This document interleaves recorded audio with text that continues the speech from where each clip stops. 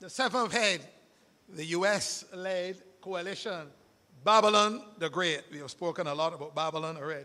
Let's move on. I have to look back because we only have one laptop.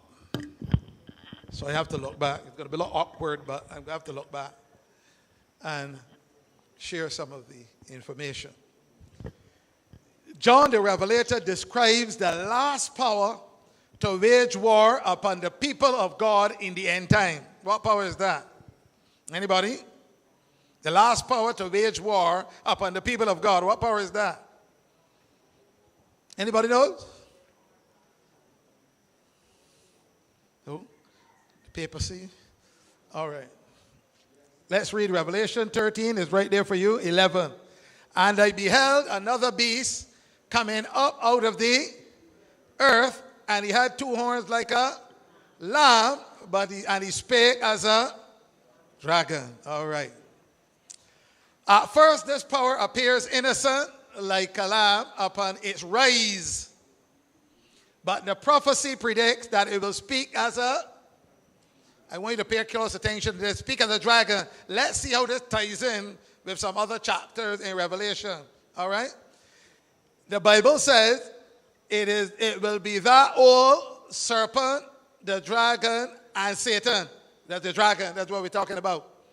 The same old serpent and the dragon and Satan that will wage war. It will be the same power. That started the war in heaven. Same serpent, dragon, that started the war in heaven. That's Revelation 12, 8 and 9. That wanted to destroy the man-child, Jesus Christ, during the pagan Roman era as soon as he was born. Revelation 12, 2 and 3. Same dragon. The dragon in Revelation 12, 2 and 3, about to devour the man-child as soon as it was born. This is the same dragon that started the war in heaven. That old serpent, the dragon that was cast out when there was war in heaven. Same serpent. All right. That made war against the church. Revelation 12, 13 and 14 tells us it made war against God's church during the 1260-year period of papal persecution. The dragon. You can read it for yourself. Revelation 12, 13 and 14 says it was the dragon. And that will wage war against God's final church. Revelation 12, 17. Sorry.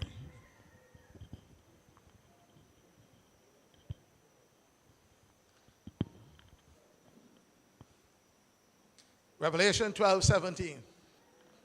What does Revelation 12, 17 says? And the dragon was, let me hear us all together. And the dragon was wroth with the woman. Notice it's the dragon again. And went to make war with the remnant of her seed, which keep the commandments of God and have that's not true, not the faith, the testimony of Jesus Christ. All right, Revelation 4:12 deals with the faith. You have to know the difference there. All right. Now, in a statement written in Signs of the Time, November 1, 1899, paragraph 3, we are given a statement together. No statements in the Spirit of Prophecy or the Bible are to be afraid of, because Scripture explains, Scripture line upon line, precept upon precept, precept upon precept, here a little and, where is that taken from? You remember the old days we used to know those, Bible doctrine. Isaiah 28, right? 8 and 9 and 10. His word was unto me, precept upon precept, precept upon precept. Line upon line, line upon line. Here a little and there a little. Okay. You got a line here.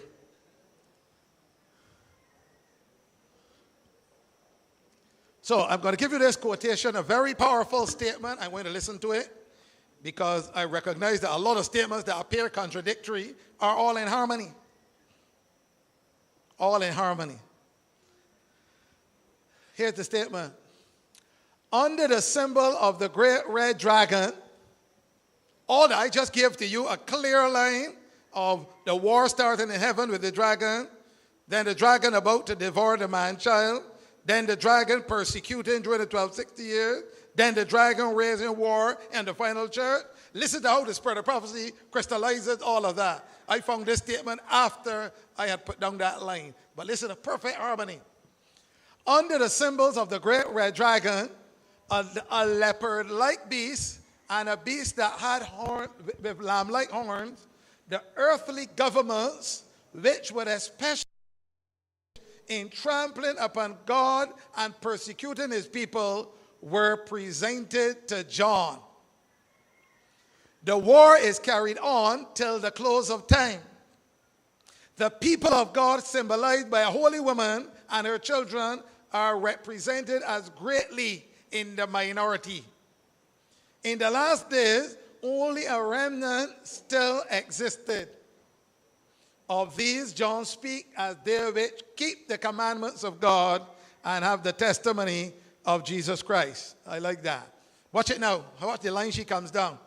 Through paganism and then through the papacy, that's 1260 years now, Satan exerted his power for many centuries in an effort to blot from the earth God's faithful witnesses. You know, one thing about us human beings, we don't like faithful witnesses.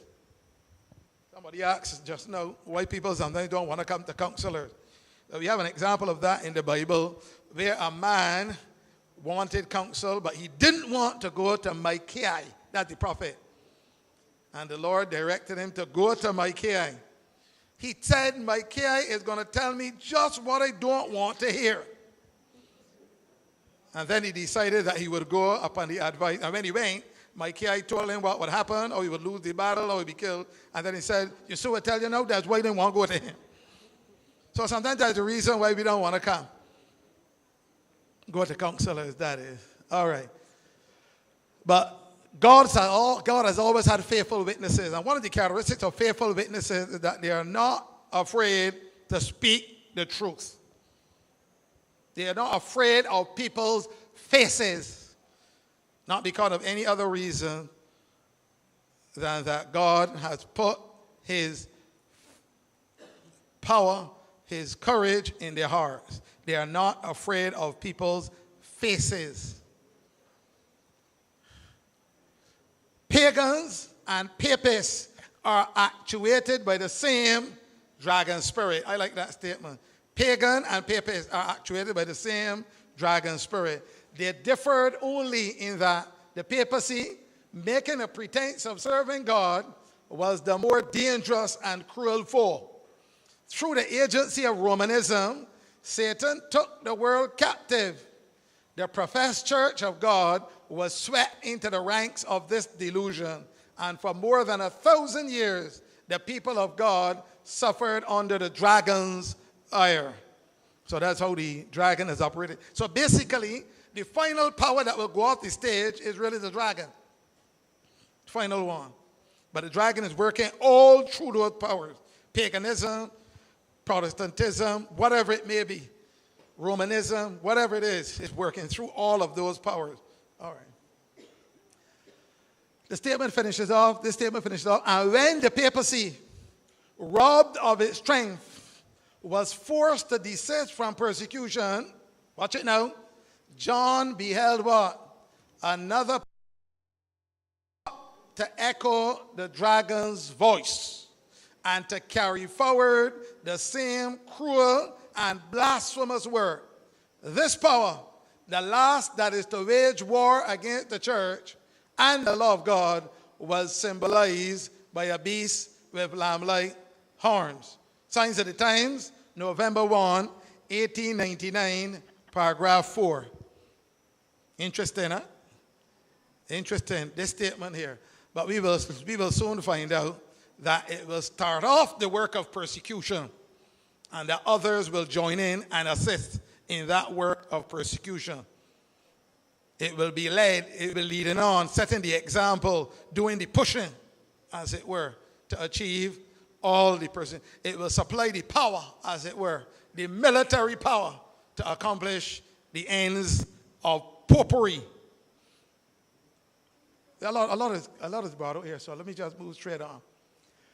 After the fifth head, and by now everybody knows the different heads. After the fifth head, which is the Roman papacy, the beast that was during the 1260 years and even before that, it then goes into the wilderness during the 1260 year period. And this is when the beast is not.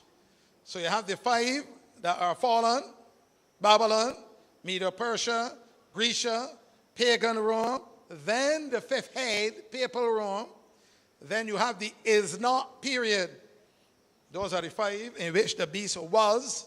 You have the is not period. It is not, but yet there's a sixth head. And we have shown clearly that there's a direct relationship between Daniel and Revelation. How did the papacy, which power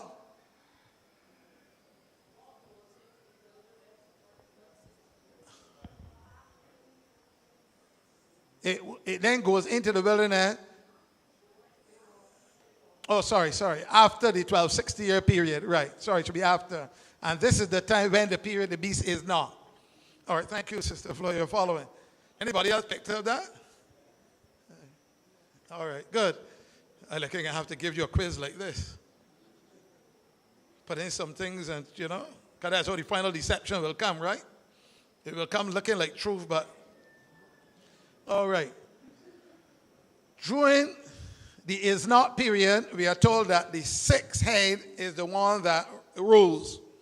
What is the clearest proof that we have that the sixth head is atheism in all its different forms? What's the clearest proof that we have? We have five fallen. One is, the text says one is, and the other is not yet come. And yet we have the beast was, is not, and yet shall ascend out of the bottomless pit. That means it's presently in the bottomless pit because he has to ascend out of it. And yet it's mentioned that there are 7 kings, 5 are fallen, 1 is, and the other is not yet come. So during the is not period, that one is. And that is the one that we call atheism in all its different forms. For those who don't accept that communism falls under that category, I have something startling for you. I'm going to give you probably a handout on it. The characteristics of communism and what communism teaches. A whole thing on it. And you will clearly see that communism's agenda is similar to the papacy zone. Similar to the papacy zone. And that is interesting. And what communism believes and stands for. So Satan controlling the dragon controlling the people of the world through a different guise, but it's the same dragon. It just changed tactics, as it were. But the clearest proof that we have, and I'm going to come to that later on, the clearest proof that we have that atheism succeeds the papacy is found in Daniel chapter 11, verse 40. And at the time of the end, that's 1798, clearly. You can prove that, I trust. And at the time of the end, shall the king of the south push at him. Now, who's the king of the south? All right. The king of the south is spiritually Egypt. Spiritual Egypt, which is atheism, godlessness.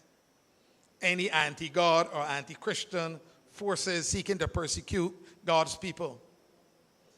Shall the king of the south push at him? That is at the time of the end, around 1798, around that period. And the him there represents the king of the north.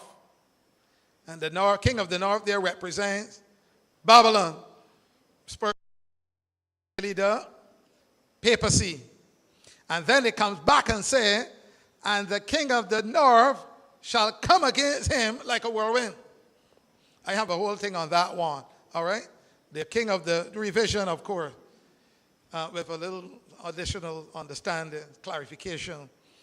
The king of the north, representing Babylon, the papacy, shall come against him, the king of the south, like a whirlwind, and with many chariots, and so on.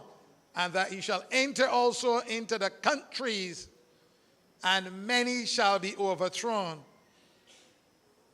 And some that shall escape out of his hand, some that shall not escape, and some that shall escape. And that is a clear prophecy concerning the papacy being overcome by atheism, and then atheism being over papacy coming back against him and overcoming atheism. And then it will boil down to a resurgence or a reliving or revival of the Roman power when everything boils down in a different guise, as it were. However, the Bible prophecy predicts that the beast yet is, that is, it shall ascend out of the bottomless pit and go into perdition. All right. Church-state union, the image of the beast. Revelation 13, 12 to 17. That is where understanding there.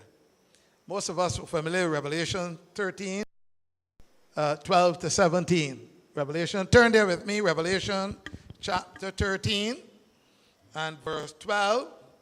Let's see if we can read it together first. We have already shown the United States of America clearly in Bible prophecy. Now we want to just look over a few things salient. Few salient points there mentioned. Revelation chapter 13 and starting from verse 12. Everybody has it? Now, we are told that this power comes up out of the earth, has two horns like a lamb. He spake of the dragon. Verse 12 said, and he exerciseth, let's pay a close attention to the words, and he exerciseth what? All the power of who? The first beast before him, and causeth the earth and them which dwell therein to worship the first beast, whose deadly wound was healed. We'll come back to that, causing and worshiping and so on in a minute. And he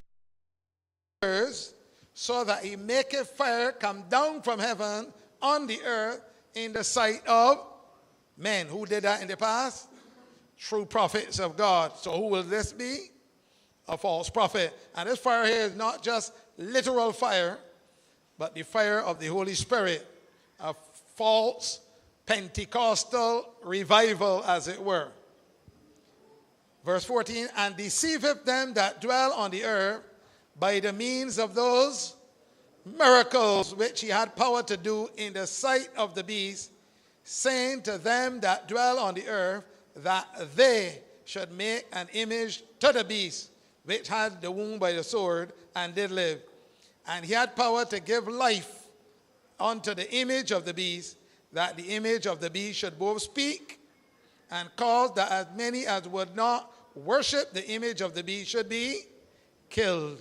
And he causeth all, both small and great, rich and poor, free and bond, to receive a mark in their right hand or in their forehead, and that no man might buy or sell, save he that had the mark or the number of the beast, or the number of his name. Now that's the prophecy relating to the United States of America and the work that it will do. Yes, Brother Calvin.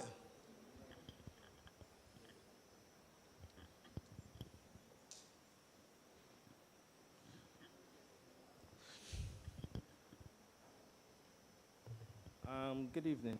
You mentioned this power. You've mentioned that this power, let me see if I get it right, is this fire and brimstone is coming from heaven. You say that it would be something false. I have it right. I have discussed it. Wait, give me a second. All right, he said it would be a false revival of the Holy Spirit. All right. And the United States of America is called the false prophet, not only because of miracles, will profess the false Protestantism. It will be false Protestantism. All right? So that's Revelation 13, 12 to 17. Let's move on from there. We have already shown that the United States of America is the power represented in this prophecy. And we have shown that it's a democratic power. And we have shown that it will start off making an image to the beast, which is really the union of church and state, because the beast before, that was the first beast, was a union of church and state. So if the United States of America is to make an image of the first beast, then it must also be a church-state union, a union of the religious power and the political power in one, in order to achieve its aims. Yes, Brother Calvin. Yes, I don't gather my thoughts. You said it was power coming down from heaven, and it's supposed to be false. So you said something about the Holy Spirit. Yes. If it's false, then it could be the Holy Spirit? Well, yeah. Fire in prophecy represents the Holy Spirit. And in this particular case, the United States of America, which is false Protestantism, bringing down fire from heaven, refers to a false revival of the Holy Spirit, and not an actual bringing down of fire like in the days of Elijah. We are using the symbolic language there of earth and lamb-like horns, and fire, all symbolic together. You can't use, well, it's difficult. Some people try to use literal language to describe one. It's symbolic, but we're using symbolic right through. Well, the image and the mark of the beast as well. Then they're called down. They work miracles as well, which is really false miracle. well, you should have said that to me before. Pardon? You should have explained that then before, after you said what you said, because I took it as what you said. All right. Atmosphere of heaven. Okay. All right. I think we all know that a false revival always comes before the truth, right?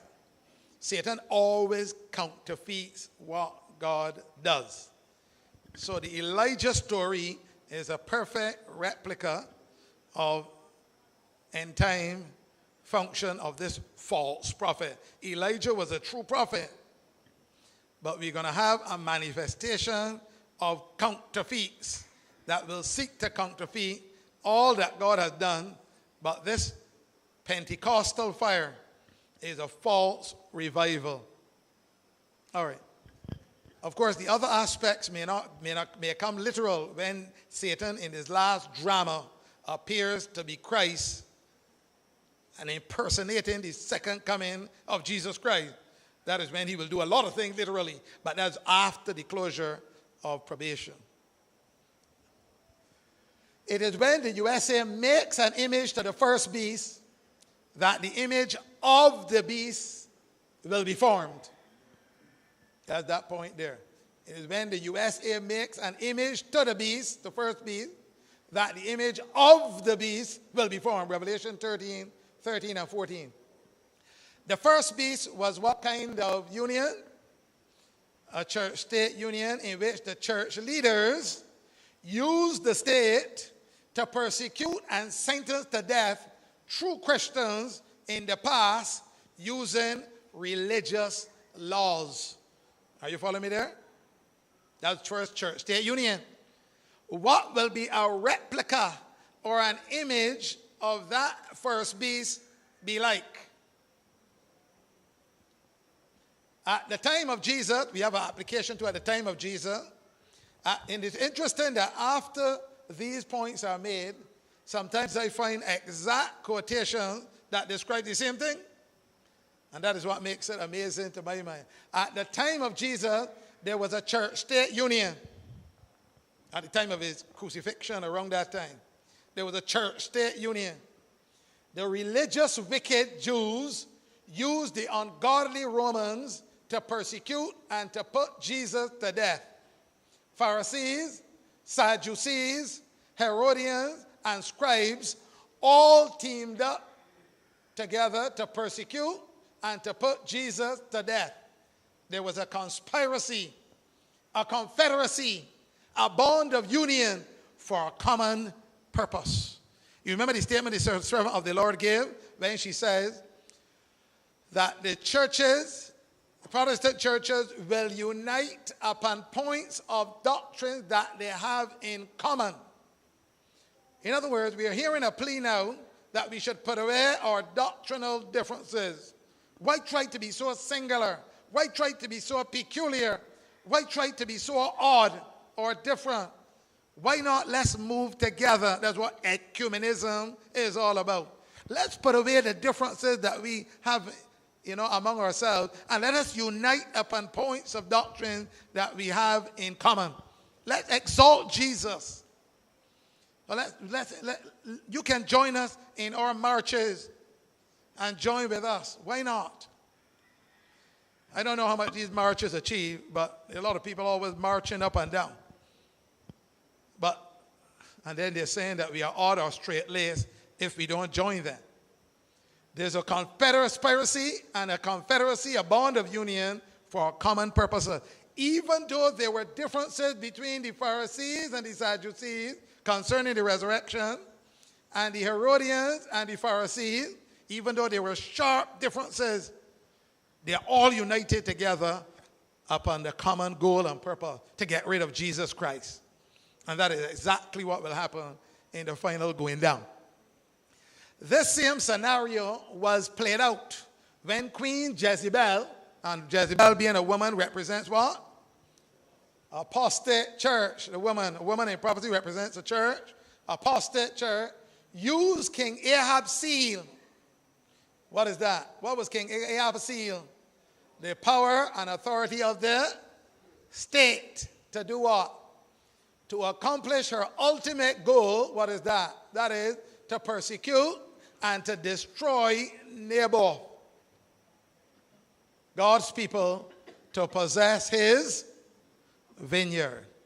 Perfect parallel. All right. When the image of the beast is made, this power with lamb-like horns will give life to the image of the beast, called the image beast in the spirit of prophecy, in the word to the little flock.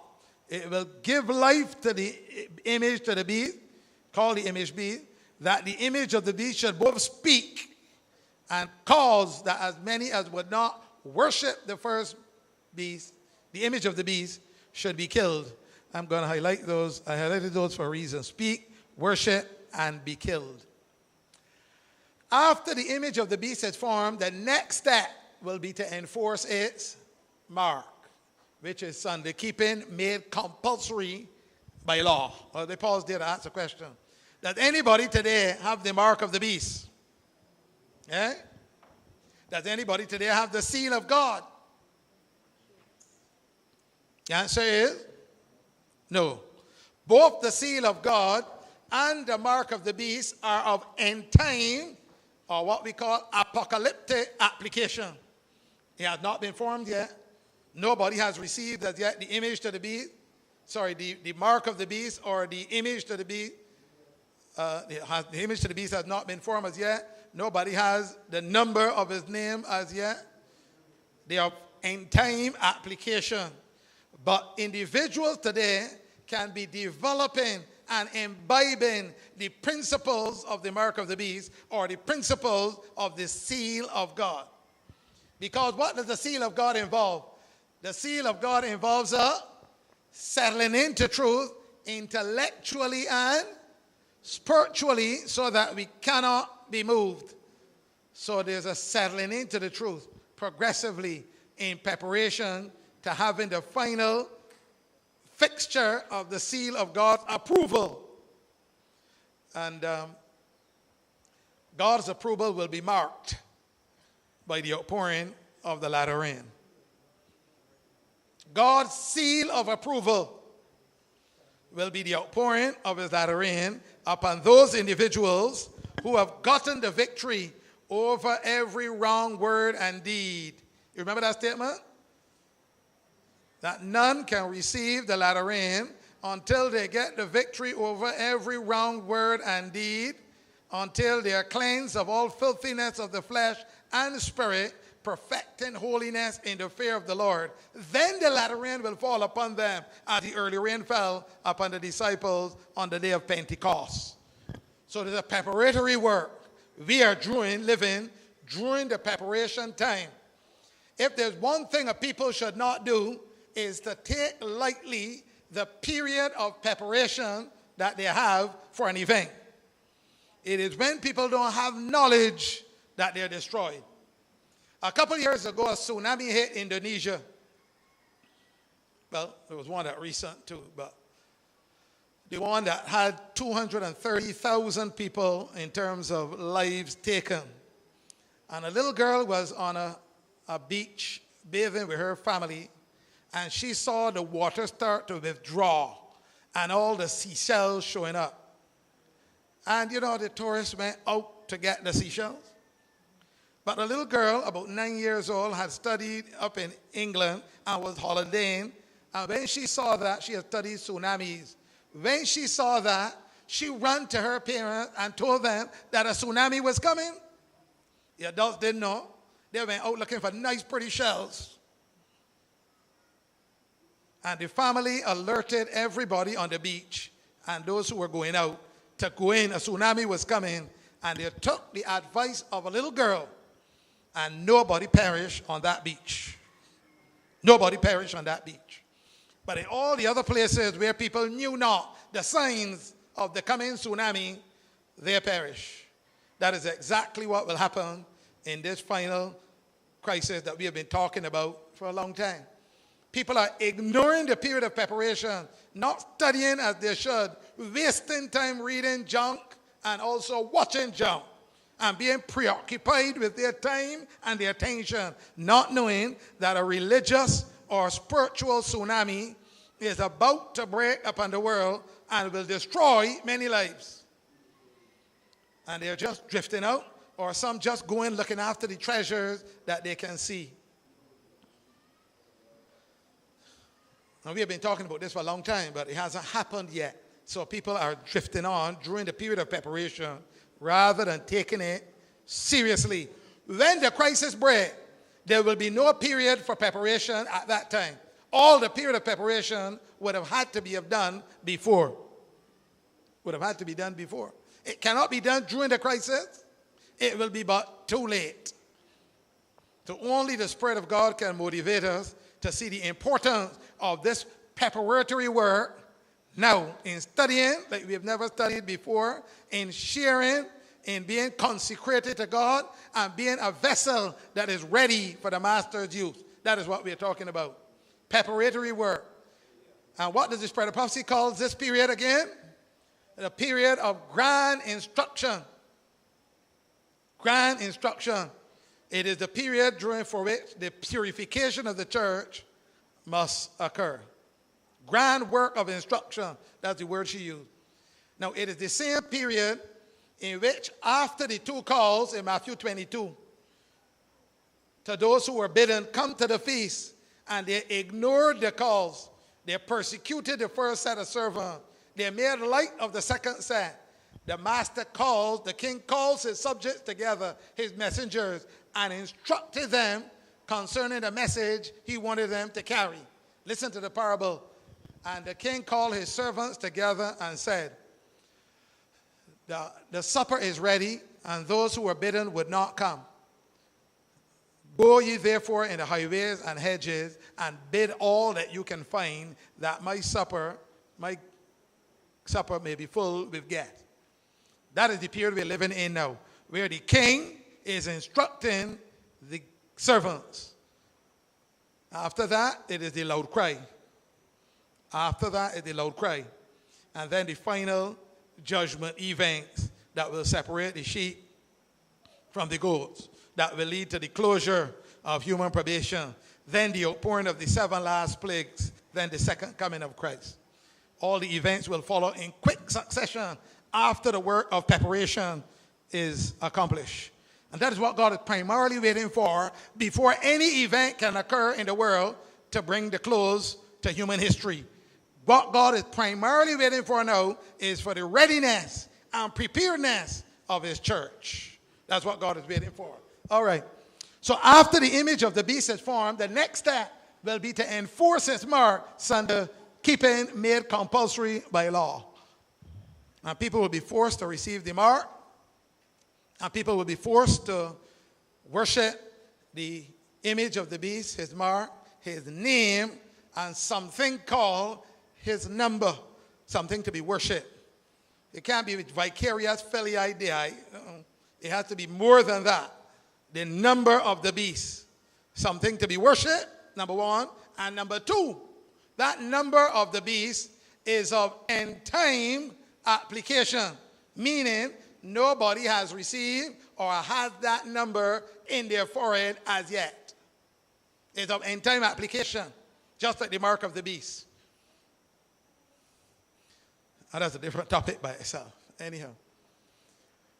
Now, let's get some spread of prophecy evidence after we look. The Bible mingled with spread of prophecy. It says, the beast with lamb-like horns speaks with the voice of a dragon and exercises all the power of the first beast before him. Prophecy declares that he will say to them that dwell on the earth that they should make an image to the beast, and that he causeth all, both small and great, rich and poor, free and bond, to receive a mark in their right hand or in their forehead, and that no man might buy or sell, save he that had the mark, or the name of the beast, or the number of his name. What's the next statement?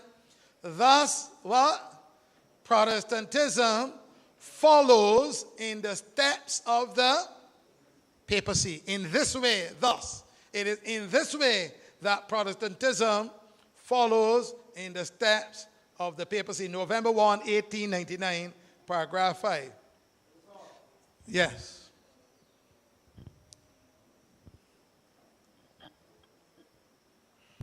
Just a question by way of probably elaboration.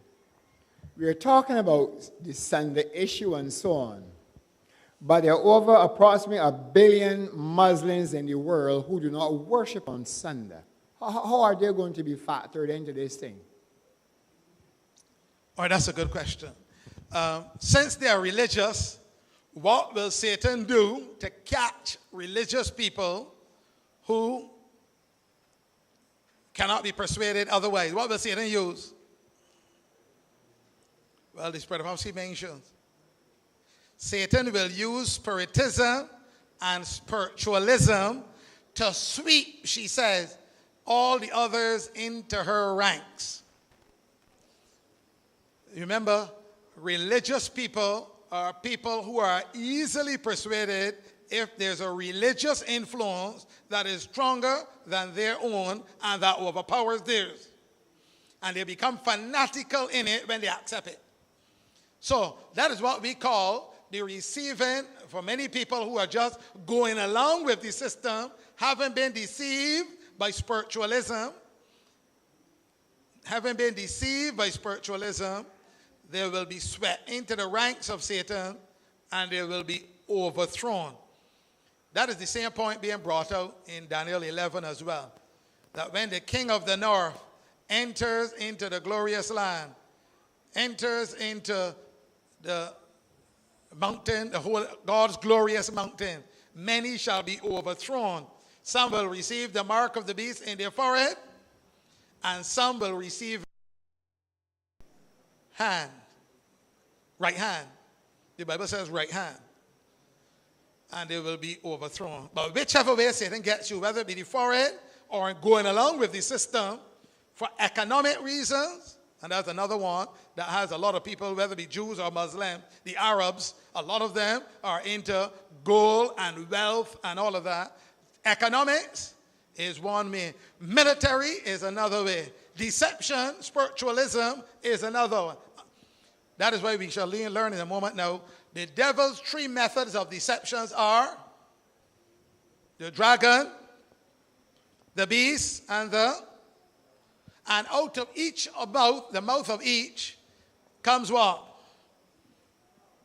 The spirits of devils working miracles to do what? To deceive. So if the devil doesn't catch you with spiritualism, he's going to catch you with Catholicism or catch you with Protestantism, whichever method once they're swept into the ranks by one of them, he doesn't mind. And I will show you in a minute some parallels between Revelation 16 and Revelation 13. When it comes to those same three powers, the dragon, the beast, and the false prophet, and how Satan will use as his agency. I don't know if that's near the end, but let's move on. Then will follow, after that union, then will follow the terrible atrocities and cruelties displayed in the past centuries when the Roman papacy was reigning during the 1260-year period. This will be the resurrection of the papacy, the eighth head, the eighth king, which will be literally born out of the seventh and a combination of the seven. It will be Satan using all the strategies that he had mustered in the past and all of his knowledge and all of his experience in this final head, as it were. Final king. Seven. Let's get some Brother Prophecy comment on that. Testimonies of Ministers said, the churches represented by Babylon are represented as having fallen from their spiritual state to become a persecuting power against those who keep the commandments of God and have the testimony of Jesus Christ.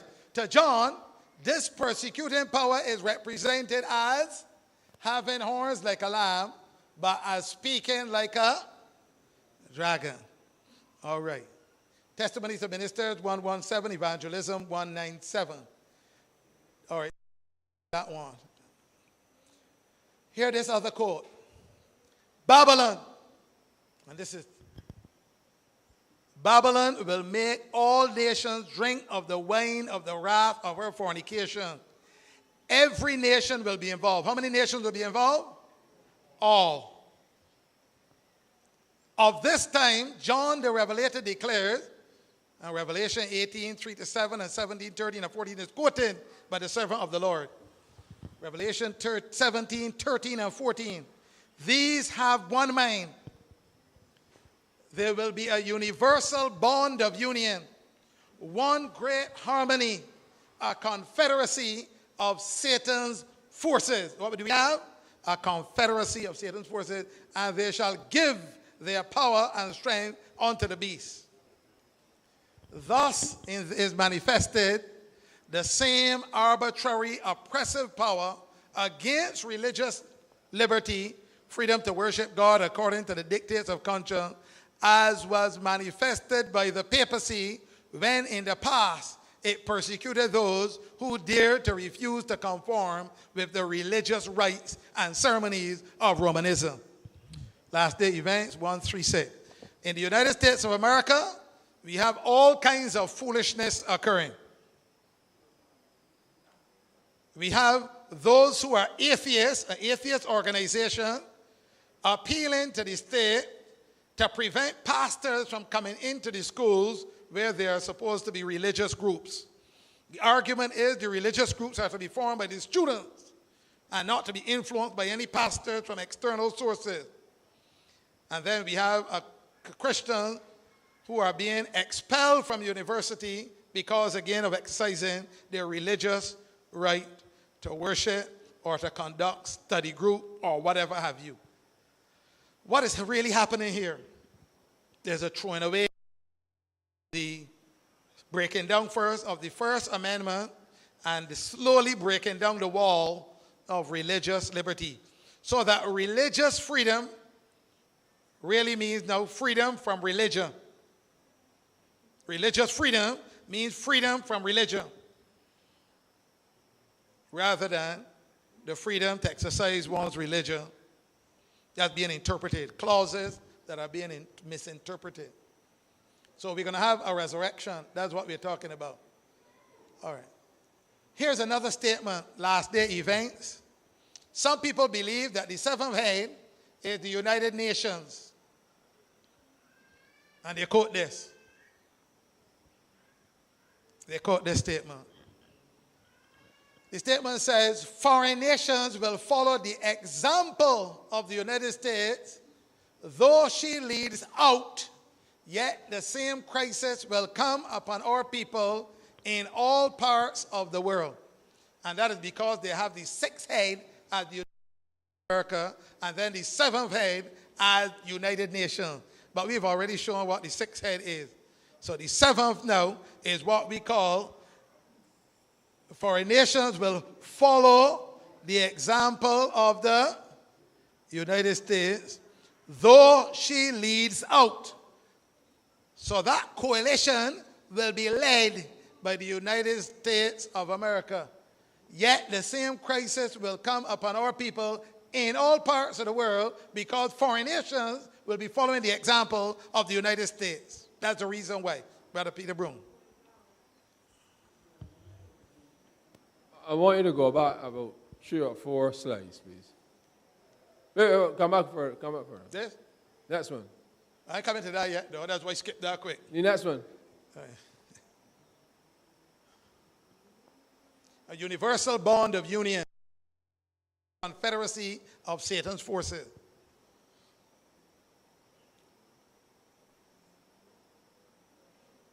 Or you want the next one? Go back again. Go back again. Again.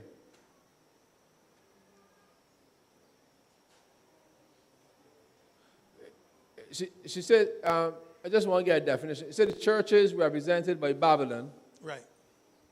Those are the false Protestant churches. Are represented. Those churches are false Protestant churches.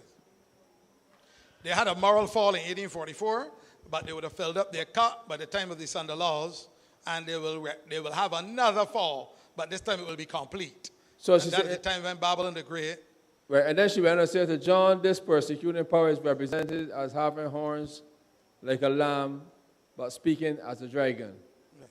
Is this saying that Babylon is equal to the United States? The Babylon there, Babylon the Great, that is why in my heading I have U.S.-led coalition, Babylon the Great. The United States is going to take the initiative, will lead out in getting that union, church and state, in gathering the churches together upon points of doctrine that they have in common in order to form Babylon the Great. And it is from that spring that the papacy, the engine of the papacy, and I don't mean Roman Catholic necessarily, the engine of the papacy will be resurrected.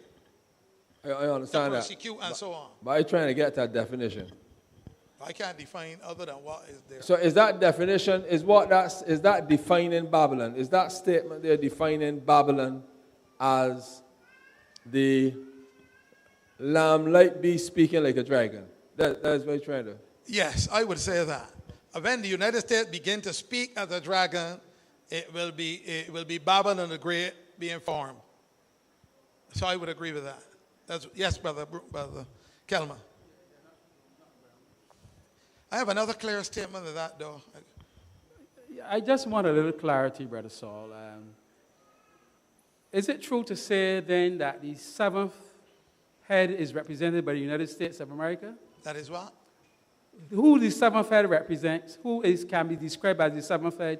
You know, I said the seventh head is Babylon the Great. It is the confederacy, the universal bond of union. So the lamb-like beast represents who? The United States of America, first upon its rise, but then it will speak as a dragon. So the lamb-like beast then is a head. The lamb-horn beast. It is not a head in itself. First, upon its rise, it's not a head because it's not persecuting. It is defending religious liberty. And I have another statement that shows when it becomes that it was being used by God. Pardon? But when it becomes persecutory. When it begins to speak as a dragon, it will become the initiating or leading out persecutory power. And it will get the forces behind it to carry through its aims. And therefore then it is... It will be, at that time, it will not only be the United States of America, as we will see. It will be U.S. initiated or led or setting the example in the forefront, but it will have all the other churches, not just Protestant America, you know. When I say United States, I say not United States in itself. The Protestant United States will start the move off, but that's with a national law. But we are talking about international. Foreign nations will follow in her steps. That is it. Worldwide and persecuting in its nature. And that's why he said it doesn't become a head in itself, but is part of that head. But if you look back at the And I've been saying that, I've been consistently saying. But if you go back and you see that Rome, and you see the Babylon coming down, there were quote-unquote heads, and they were global in nature. Right. They're let out. Right. America has let out, and others have followed. At that time, and it seems to me that the lamb-like horn is the United States of America, is the seventh head, is a world power, is a global power, and causing all others to follow into its lead. but is it persecuting? It becomes persecutory. Right. So it's not persecuting until at the end. But But- it starts off because we are clearly told that national apostasy will lead to national ruin. But it still has to become global in its nature to become a head. But I am saying that that it will become global. It will become global along with a union with other forces. Precisely. Right. And So that's why therefore then, it is the seventh head. it itself cannot be the seventh head. That's all I'm saying. It will be a confederacy, a bond. I have statements to prove that. Go ahead. Go back to your first First slide. slide. Yeah. Well, don't know I what think I'm it's at here, taken okay? from special testimonies. ST, the first ST slide. No, make your point. Signs is signs. Make your point. Don't let me go all the way back. Then have to come all the way forward. Sorry, but it does say that the United States is the last persecuting power. Yes. Right, so But it will not be persecuting of itself. It will start nationally, but then it will spread globally. And that is when the head is formed. no, but it says That's why I said the United States has a role to play in the formation of the seventh head. But we just read a statement that says that foreign nations will follow the example of the United States. Though she leads out. Well, that statement I just no, I understand that. I understand that. We're trying to get the definition clear. Well, I try to get the definition because I go in strictly with what the Lord says. Me what too. is revealed. All of us too. Both of us. I can't define everything. Eh? Is that the United States is the last the United States, speaking as a dragon, is the last persecutory power. And Scripture says... It said the last power that will wage war Scripture against God's church. Right. But Scripture says that when the law is changed in the United States of America, that it will offer, not the Scripture, it's the spirit of prophecy, that in the whole legal system, they will seek to offer bribes to get the people to conform. Then they will go with fines. Then it will go with imprisonments. And then it will go with death. So the United States itself will become, once it begins to speak like a dragon, it will become a persecuting power. Well, I said that statement some time ago. And it is not dependent upon the rest of the world. It forces the rest of the world to follow what it is doing. But Brother Peter, did you hear me say that it will start off the persecution? No, but you're saying that I said that it will lead out, and I said it will be a national, at that level, a national apostasy first in the United States of America, and then it will spread around the world. But I agree. So it will start in the United States. The persecution will start at the national level, but then others will catch the drift. The America will be the agent to start the push, will lead out in. But right now, can I say the United States seventh head? No, we didn't even know. I can't say now. No, but we're not. All I'm saying is it is not in itself a head, but it forms, it has a role in the formation of the head, and it itself will play a part in terms of starting the push towards the worldwide persecution. No, but we had your first statement defines United States, speaking as a dragon, as a persecuting power. That's the first statement from Ellen White. But that is in the context of, that's the context of the churches. Not that one. The very first statement in special testimonies. All right, I ain't going back to that one. You ain't going to go back to that one, but it defines the last persecuting power when it began to speak as a dragon. Right. Right. So, if that is the last persecuting power, it would mean. Can I suggest that will it be worldwide? Can I suggest that United States is the seventh head? Will it be worldwide? Is it a worldwide persecuting power? Where is the last persecuting power that can persecute the people of God? Is it a worldwide persecuting power? It will have to be if it can persecute the people of God, because the people of God is it a worldwide persecuting power? Correct, yes. Yeah? Yeah. Is it persecuting people worldwide, the United States of America? Yes. Yes. But she says there's the last persecuting power that will persecute the church of God. Right. But So if it persecuting the church of God all over the world. So the United States will be the last persecuting power that will persecute the people of God. So will the Protestants of the United States of America persecute the people of the whole world? That's what you're saying? The church-state union that will exist. In the United States of America, United persecute States people in of the whole America. world? That's what you're saying? The word of God says in Revelation 13 that it can cause those who can to buy and sell only those who receive the mark. So it exercises power over the whole world. It is false Protestantism, not only in the United States of America, but around the world.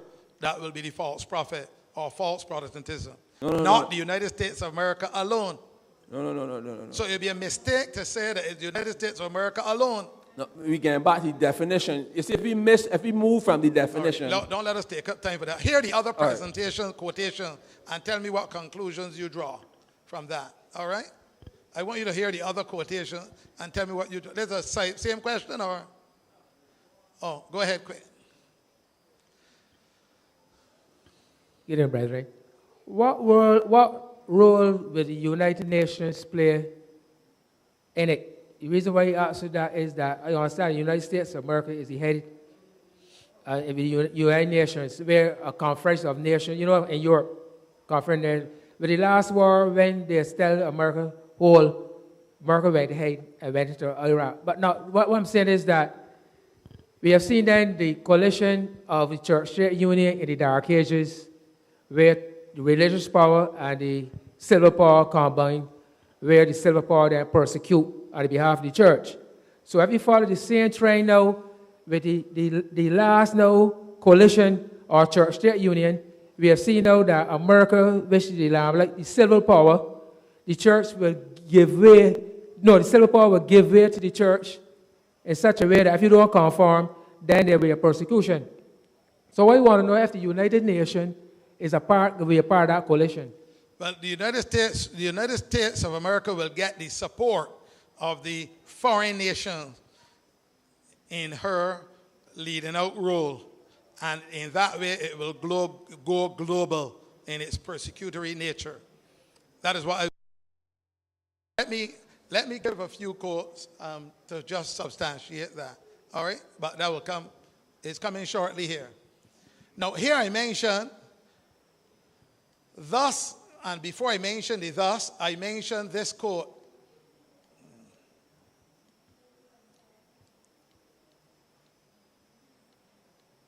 Right. After quoting Revelation 17, 13, and 14, these have one mind. The servant of the Lord said, there will be a universal bond of union, one great harmony, a confederacy of Satan's forces, and shall give their power and strength unto the beast. And when you remember that phrase, shall give their power and strength unto the beast. For what purpose? For what purpose? To persecute God's people. The next verse says, verse 14, the servant of the Lord quote, these shall make war with the Lamb.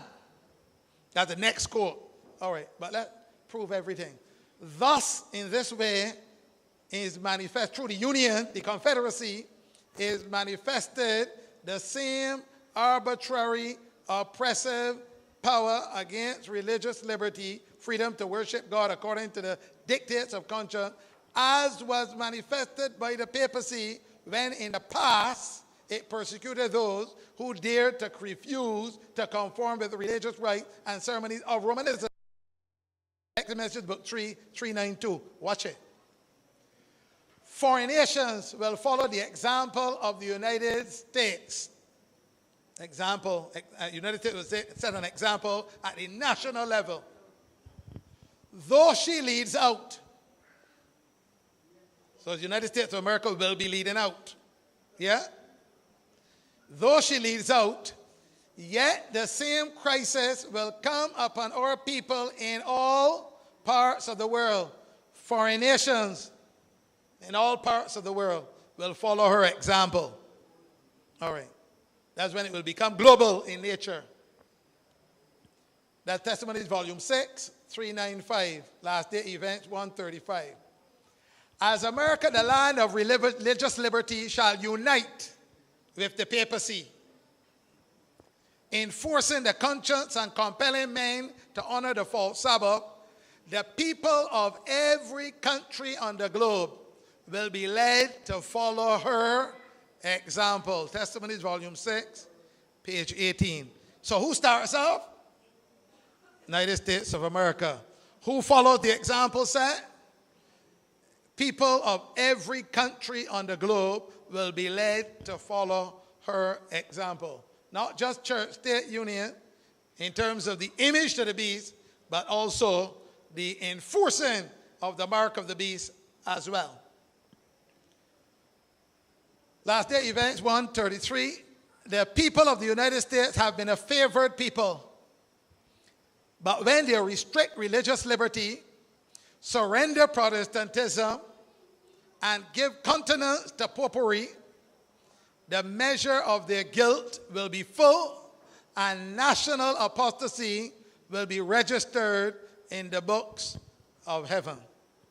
I like that. All right. Review and Herald, May 2, 1893. Here's another one. In the movements now in progress in the United States to secure for the institutions and usages of the church the support of the states, Protestants are following in the steps of papists. Nay, more, they are opening the door for the papacy to do what? To do what? To regain in Protestant America what? The supremacy which she has lost in the old world. So where will she seek to gain the supremacy? In the new world, United States of America, that she lost in the old world. All right. So she has to start with the United States of America. She lost that supremacy in the old world. So the only way she can get it back is by using this other power that starts off like a lamb. Deception again, but later speaks as a dragon.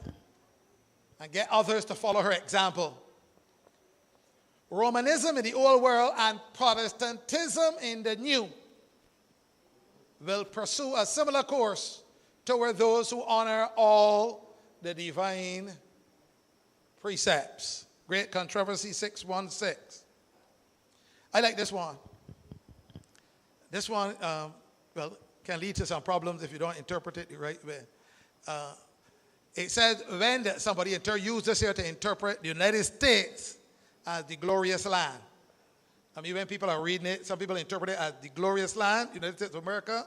Others say it's the domain of the consciences of men and women. This statement says both. All right? When the land which the Lord provided as an asylum for his people, that they might worship him according to the dictate of their own consciences, the land over which for long years the shield of omnipotence has been spread, the land which God has favored by making it the depository of the pure religion of Christ. That's the United States, right? When that land shall, through its legislators, abjure of Protestantism and give countenance to Romish apostasy in tampering with God's law, it is then that the final work of the man of sin will be revealed. That's an interesting statement, but it continues.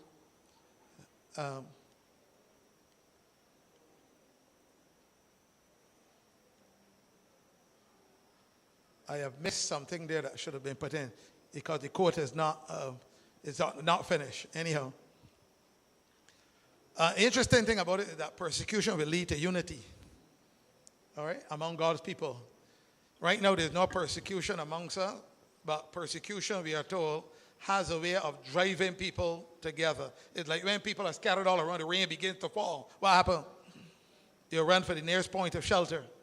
Persecution, when it rains upon the people, when the storm bursts upon the world, it will lead God's people to unite upon what they have in common as well, which is Christ.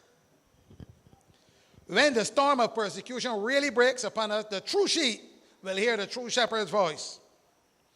Self-denial efforts will be put forth to save the lost, and many who have strayed from the fold will come back to follow the great shepherd. The people of God will draw together and present to the enemy a what? Should we be pulling apart at this time? No. The people of God will draw together and present to the enemy a united front. We should be giving the same message, whether public or private. Whether at church or in Bridgetown, we should be giving the same message. Or lifestyle, outward acts, anything, we should be giving the same message. And that is what true Reformation is all about. Some people have not yet catch the glimmers of Reformation to the point where they are willing to die for it. Principles of Reformation. Reformation must mean something. Of course, it involves a change of ideas, theories, habits, and practices. But Reformation, all of God's people being reformed, that's an area that has not yet hit some people's mind. They feel that this is just a common Adventist church. You come along, sit down, listen to a good sermon, go home. Some don't even come back for the afternoon. Done with that for the week till next Sabbath morning again. That's a waste of time. That's a waste of time. This is Reformation you're talking about. Changing ideas, theories, habit, practices. That is why the 144,000 will have no guile in their mouth, no fish bait. They will be outwardly what they are inwardly. All that they profess, they will possess. They will give people one impression out in public, and they will give the same impression at church. You can't play the world at weddings in Bridgetown and then play a church. It doesn't work. Reformation is not about that. Reformation is a very serious concept. And we are either going to go with Reformation or we are going to not misrepresent it or bring shame and reproach to it. That is Reformation. It's either one way or the other. True Reformation, that is. The people of God, when persecution starts, will be divided into one camp. They will form one camp, The rest will be divided. They will be divided from the world. One camp. This is what this is talking about. That is why it will attract people who have gone astray back again. Many will come back to follow the great shepherd. The people of God will draw together and present to the enemy a what? United front. In view of the common peril, strife for supremacy will cease. There will be no disputing as to who shall be accounted greatest. Testimonies, volume 4, volume 6, 401, last day event, 152. Now, a lot of what I didn't answer will come out in this one probably next week. The 10 kings. Because the 10 kings really represents Protestantism. Who shall give their power and life unto the beast. Protestantism. All right. But we'll come back to that one. And there's a lot of parallels I have to draw between them. Protestantism is the power. And I will show the unity and what the unity will achieve. Not the United States by itself, not the Protestant United States by itself, but Protestantism globally in union with the beast and in union with the dragon. That threefold conglomerate, as it were, confederacy, is what will lead to a repetition of what the papacy did during the Middle Ages. Those three, not one, all three will lead to the revival of the spirit of the papacy and persecution that occurred in the past. That threefold union.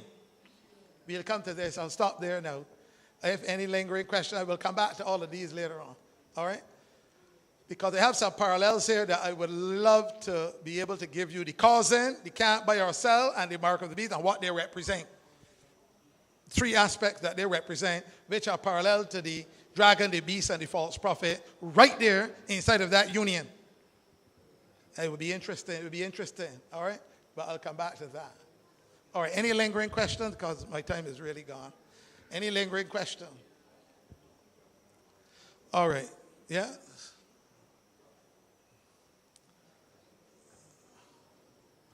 All right. We'll continue next week, God is willing. Let us pray. Gracious God and Father, you have told us that we, God's people, should catch the steady tread of events as they approach. You have told us that time is running out and that the final movements will be rapid ones and that the storm will burst upon your people with overwhelming surprise. And many Adventists who had opportunity, they would have passed their day of visitation, their day of opportunity, their day of preparation for the crisis that will break. Enable us to understand that now is the time to prepare. That it is not tomorrow or next year. It is commitment to true reformation must be made now if your people are going to stand on the right side to represent Jesus Christ and not join with the forces that shall oppose your people. Please bring about that revival and reformation that is so greatly needed amongst us. That work of primitive godliness among your people. And during this period of grand work of instruction, may you truly prepare your people with the understandings of what lies ahead to develop characters after the image of Jesus. So that while Satan is uniting his final forces of evil, you will be uniting a people to stand on the platform of eternal truth and to proclaim the third angel's message with the power of the latter rain. Bless your word to our hearts.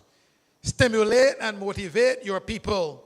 And through the study of the books of Daniel and Revelation, give us, dear Father, through the gift and promise of your Spirit, an entirely different religious outlook and experience. So bless and guide and direct. Thank you for the study of your word this evening. We thank you in Jesus' precious name. Amen. Let the words of our mouths and the meditations of our heart be acceptable in thy sight, O Lord, our strength and our Redeemer. Amen.